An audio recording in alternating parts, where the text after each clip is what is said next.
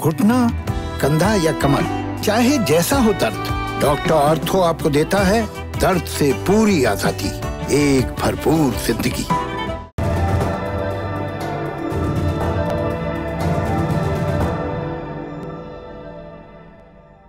नमस्कार, मैं हूं सौरभ द्विवेदी और ये है दुनियादारी। आज आपको सुनाएंगे दक्षिणी पूर्वी एशिया में बसे थाईलैंड की कहानी।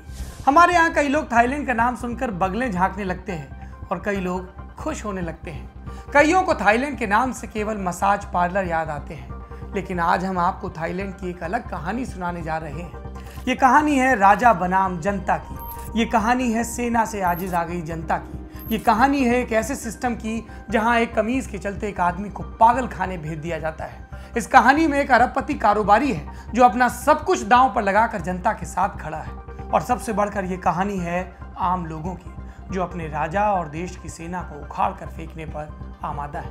क्या है पूरा मामला, विस्तार से जानते हैं। कहानी की शुरुआत 3 घटनाओं के जिक्र से होगी। पहली घटना 7 महीने पुरानी, 21 फरवरी 2020 की तारीख। इस रोज थाईलैंड के एक राजनीतिक दल को भंग कर दिया गया। इसका नाम था फ्यूचर फॉरवर्ड पार्टी, शॉर्ट में FFP। इस पार्टी के फाउंडर हैं थानाथॉर्न जुआनग्रून गुरुआंगकिट। थानाथॉर्न थाई समिट ग्रुप नाम की एक मैन्युफैक्चरिंग ग्रुप के मालिक भी हैं। ये कंपनी थाईलैंड में कार के पार्ट्स बनाने वाली सबसे बड़ी कंपनी है। थानाथॉर्न ने मार्च 2018 में पार्टी बनाई। मकसद थाईलैंड में ऐसा भविष्य बनाना जहां असली ताकत जनता के हाथ में हो। FFP के गठन के 1 साल बाद ही थाईलैंड में आम चुनाव हुए। इसमें इस पार्टी को करीब 17% वोट मिले और इस हिसाब से 750 सीटों वाली नेशनल असेंबली में उन्हें 81 सांसदों का कोटा मिलना चाहिए था। लेकिन देश के हुक्मरानों ने ऐसा होने नहीं दिया। उन्होंने फंडिंग में अनियमितता के आरोप लगाकर इस पार्टी को FFP को भंग कर दिया। अंतर्राष्ट्रीय मानवाधिकार संगठन ह्यूमन राइट्स वॉच के मुताबिक FFP पर की गई कार्रवाई राजनीतिक मंशा से प्रेरित थी। अब दूसरी घटना यह है 4 जून 2020 की। 38 साल के वांचाले आर्म सतसाक्सित पिछले कुछ वर्षों से कंबोडिया की राजधानी फिनोम पेन में रह रहे थे। इस रोज सतसाकित बाजार से कुछ सामान लेने घर से बाहर निकले बाजार की तरफ जाने के लिए। अचानक एक काले रंग की SUV उनके बगल में रुकी और उसमें बैठे लोगों ने सतसाक्सित को अंदर खींच लिया। उस रोज के बाद से सतसाक्सित को किसी ने नहीं देखा। आशंका है कि उनकी हत्या कर दी गई। कौन थे सतसाक्सित? वो थाईलैंड के रहने वाले थे। रेड शर्ट नाम की लोकतांत्रिक मुहिम से जुड़े थे। 2014 में उन्हें थाईलैंड छोड़कर कंबोडिया आना पड़ा।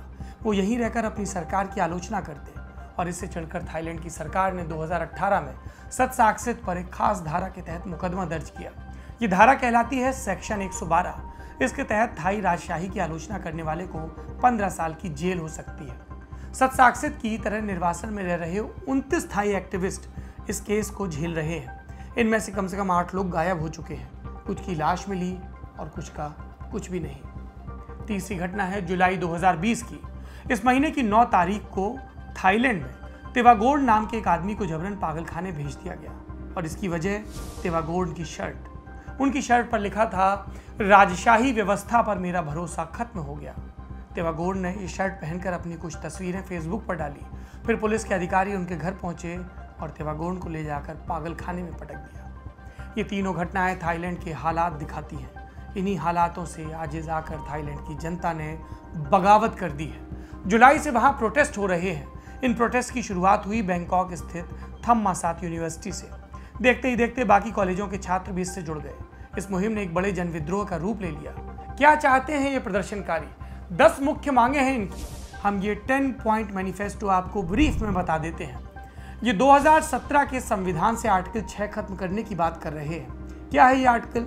ये कानून राजा पर आरोप लगाने की इजाजत नहीं देता। इसकी जगह एक नया कानून लाया जाए जिसके तहत संसद को राजा द्वारा किए गए गलत कामों की जांच का हक हो। दूसरी बात, क्रिमिनल कोड का सेक्शन 112 खत्म हो, लोगों को अभिव्यक्ति की आज़ादी मिले, जनता को राजा की आलोचना का हक हो। जिसको भी राजशाही की आलोचना के कारण निशाना बनाया गया उस पर लगे मुकदमे वापस लिए जाएं। तीसरी बात, 2018 में पास हुए क्राउन प्रॉपर्टी एक्ट को खत्म किया जाए। राजा की निजी संपत्ति और वित्त मंत्रालय के अधीन आने वाली राजकीय संपत्ति में स्पष्ट बंटवारा किया जाए। चौथी बात, राष्ट्रीय बजट में राजा को दी जाने वाली रकम घटाई जाए। देश की आर्थिक हालत के मुताबिक ये रकम तय की जाए। अगली बात, राजकीय दफ्तरों की परंपरा खत्म की जाए। राजशाही से जुड़े जरूरी ऑफिस को संसद के अधीन लाया जाए। गैर जरूरी महकमों को भंग किया जाए। छठवीं मांग, राजशाही की समूची संपत्ति का ऑडिट हो, शाही चैरिटी फंड से डोनेशंस तक का लेन देन पूरी तरह खत्म किया जाए। 7वीं बात, जनता द्वारा अपनी राजनीतिक राय देने, राजनीतिक मसलों पर अपनी अभिव्यक्ति जताने के लिए राज परिवार को जो विशेषाधिकार मिला है उसे खत्म किया जाए। 8वीं बात, राजशाही को बस एक तरफा ग्लोरीफाई करने वाले विज्ञापनों की परंपरा खत्म हो, एजुकेशन पॉलिसी में भी इससे जुड़ी जो चीजें हैं वो खत्म हो। 9वीं बात, राजशाही की आलोचना करने पर मारे गए लोगों के केस की निष्पक्ष जांच हो, ऐसी हत्याएं जिनका संबंध किसी न किसी तरह राजघराने के साथ जुड़ा है उसकी भी जांच हो। और 10वीं बात, राजा अब किसी और सैन्य तख्ता पलट को वैधता न दे, वो किसी तख्ता पलट का समर्थन न करें। आपने प्रदर्शनकारियों की मांगे जान ली, अब आगे बढ़ने से पहले इन डिमांड्स का थोड़ा बैकग्राउंड जान लेते हैं। थाईलैंड, पुराना नाम सियाम, कहते हैं कि ये नाम संस्कृत भाषा के श्याम शब्द से पड़ा।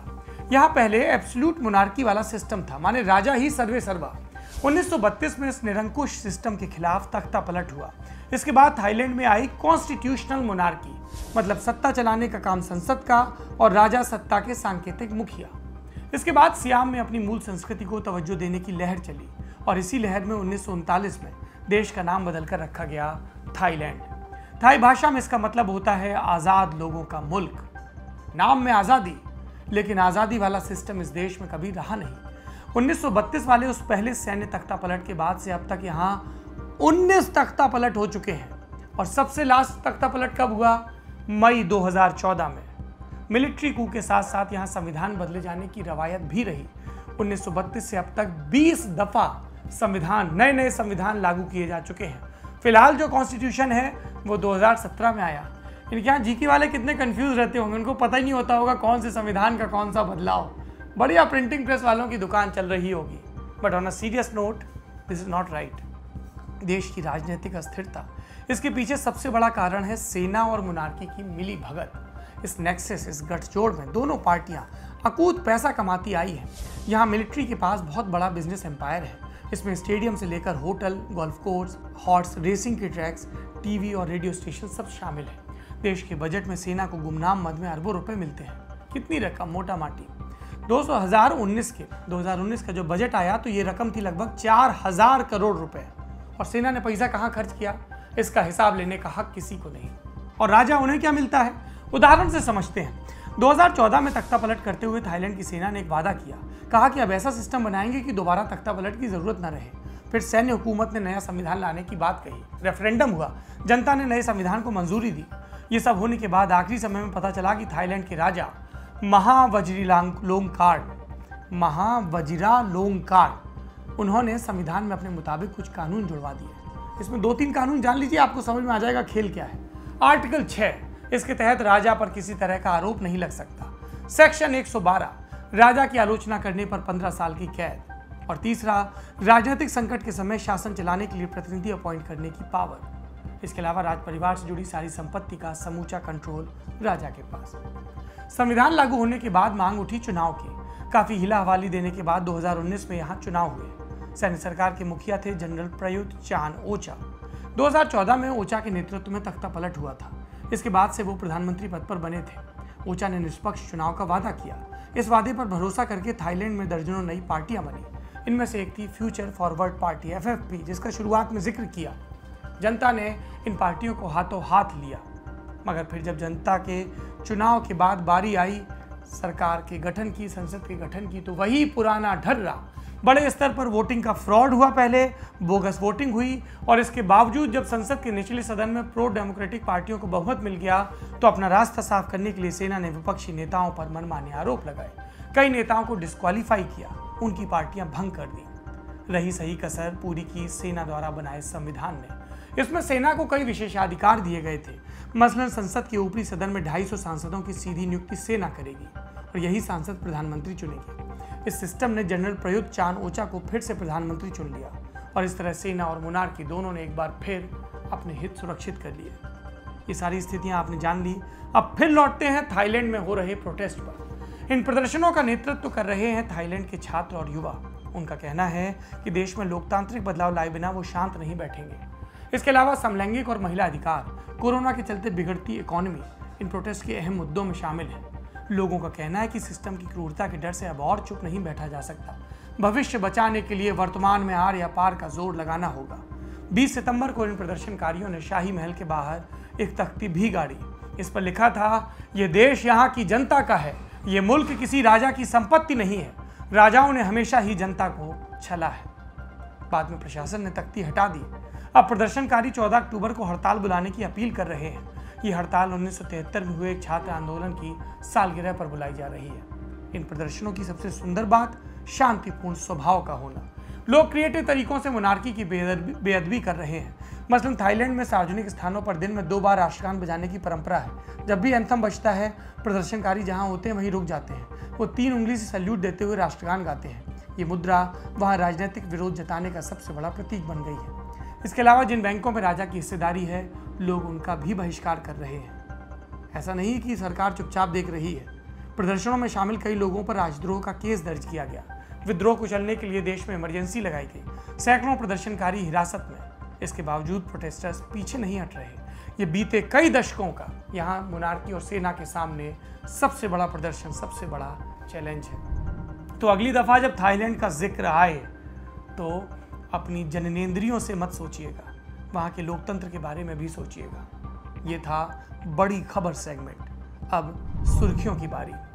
पहली सुर्खी बुल्गारिया से है। यहाँ जुलाई 2012 के एक आतंकी हमले में 2 आरोपियों को उम्र कैद की सजा मिली। यह हमला हुआ था 18 जुलाई 2012 को। टारगेट बनाए गए थे बुल्गारिया घूमने आए कुछ इजरायली पर्यटक। इस हमले में 5 इजरायलियों समेत बस ड्राइवर और एक आतंकवादी की मौत हुई। इसके अलावा 35 से ज़्यादा लोग घायल हुए। बुल्गारिया और इजरायल दोनों इस अटैक के लिए हिजबुल्लाह को जिम्मेदार बताते हैं। दूसरी सुर्खी अफगानिस्तान से। एक तरफ अफगान सरकार और तालिबान दोहा में शांति वार्ता कर रहे हैं, दूसरी तरफ देश में पहले की तरह एक दूसरे को खत्म करने की कोशिश में लगे हैं। 20 सितंबर की रात हुए एक तालिबानी हमले में कम से कम 6 अफगान सैनिक और 3 पुलिसकर्मी मारे गए। इसके पहले 19 सितंबर को अफगान सरकार ने तालिबान पर 2 हवाई हमले किए थे, जिसमें 30 से ज़्यादा तालिबानी लड़ाके और 24 नागरिक मारे गए थे। तीसरी सुर्खी ब्रिटेन से है। यहाँ के प्रधानमंत्री बोरिस जॉनसन इटालियन मीडिया की कुछ रिपोर्ट से परेशान है। इन खबरों के मुताबिक 11 सितंबर को जॉनसन एक गुप्त यात्रा पर इटली के पेरूजिया शहर गए। एक इटालियन एयरपोर्ट ने जॉनसन के अपने यहाँ लैंड होने की पुष्टि की, लेकिन जॉनसन के दफ्तर ने इन खबरों को गलत बताया। जॉनसन पर 2018 में भी चुपके से पेरूजिया जाकर ठहरने का आरोप लगा था। खबरों के मुताबिक जॉनसन तब पेरूजिया स्थित एक अरबपति कारोबारी के महल में रुके थे। ये थी सुर्खियां। अब बारी तारीख की। तारीख है 21 सितंबर और इसका इतिहास जुड़ा है कुदरती आपदा से, जिसके कारण एक देश को जान और माल का नुकसान ही नहीं हुआ, बल्कि दुनिया भर के इलेक्ट्रॉनिक बाजारों में एक ज़रूरी चीज़ की किल्लत हो गई। बात 21 साल पुरानी है। 20 और 21 सितंबर 1999 की दरमियानी रात करीब 2 बजे ताइवान में जोर का भूकंप आया। रिक्टर पैमाने पर तीव्रता 7.6। 40 सेकंड तक हिली धरती और इतने में ही तबाही आ गई। 2,500 लोग मारे गए, 10,000 से ज़्यादा जख्मी हुए। ताइवान प्रशांत महासागर के भूकंप प्रभावित क्षेत्र में बसा है। यहाँ भूकंप के छोटे मोटे झटके आम हैं, लेकिन आंकड़ों के हिसाब से ये ताइवानी इतिहास का दूसरा सबसे घातक भूकंप था। इसका केंद्र था ताइवान का नैन्टो राज्य। यहाँ चीची नाम का एक शहर है। ये भूकंप का ग्राउंड जीरो था और इसी शहर के नाम पर इस आपदा को चीची अर्थक्वेक कहते हैं। भूकंप से सबसे ज़्यादा प्रभावित हुए थे नैन्टो और ताइजुंग प्रांत। यहाँ 50,000 से ज़्यादा इमारतें पूरी तरह नष्ट हो गई। हजारों क्षतिग्रस्त बिल्डिंग भी थी। सड़क, पुल, रेलवे, दूरसंचार सब ठप। राहत कार्य करना, पीड़ितों को मदद पहुंचाना खासा मुश्किल। 2 महीने तक इस भूकंप के बाद आफ्टर शॉक भी महसूस किए गए। इस आपदा ने ताइवान की समूची अर्थव्यवस्था को ध्वस्त कर दिया। उसकी इकॉनमी को करीब 22 लाख करोड़ रुपए का नुकसान हुआ। इंटरनेशनल मार्केट पर भी इसका असर हुआ। ताइवान इलेक्ट्रॉनिक्स के प्रोडक्शन में काफ़ी आगे है। कंप्यूटर्स में लगने वाली मेमोरी चिप्स का लीडिंग एक्सपोर्टर था ताइवान। भूकंप के कारण कामकाज ठप हुआ और दुनिया भर में इन चिप्स की कीमत 3 गुना तक बढ़ गई। ये था तारीख सेक्शन। आखिरी में विश्व कविता। आज सुनिए जर्मन कवि एर्नस्ट शाडलेर की लिखी एक कविता। इसका हिंदी अनुवाद किया है विष्णु खरे ने। कविता का हिंदी शीर्षक है लंगर के आगे बच्चे। कविता सुनिए, फिर मुलाकात होगी। शुक्रिया, शुभ रात्रि। जहाँ गरीबों को खाना मिलता है, देखी मैंने 2-2 बच्चों की लंबी कतार। चुप और थके वे करते थे अपनी बारी आने खाना मिलने का इंतज़ार। वे गंदे थे, चीथड़ों में थे, दीवार और जंगले से चिपक कर खड़े किए हुए। छोटी बच्चियां कुमलाए शिशुओं को कांपते हाथों में लिए हुए। भूखे डरे हुए वे जलाई जाती हुई बत्तियों के बीच रहे खड़े। कई के कोमल चेहरे पर थे चोट और मार के निशान पड़े। उनके कपड़ों से तलघरों, अंधेरे कमरों, दुत्कार और गरीबी की बू आती थी। उनके शरीर पर जो खरोचें थीं, कम उम्र बेगार और कंगाली को दर्शाती थीं। वो बाट देख रहे थे, जल्द ही दूसरे निपटेंगे और उन्हें अंदर जाने दिया जाएगा। फिर उनके हिस्से भी पाव रोटी और सब्जी टिन के प्यालों में सुरुआ आएगा। फिर वे उनींदे हो जाएंगे और उनके टेढ़े मेढ़े हाथ पैर हिलेंगे डुलेंगे। रात और भली नींद में वे झूलने वाले घोड़े पाएंगे और उन्हें गुड्डे सिपाही और बढ़िया खुले गुड़िया घर भी मिलेंगे स्वप्न में। कसर रह गई हमारी कोशिशों में, कसक रह गई कि देश जितना बेहतर, जितना महान हो सकता था, हो नहीं पाया। और एक कसम रह गई कि देश का जो कर्ज है उसे थोड़ा बहुत तो उतारना है।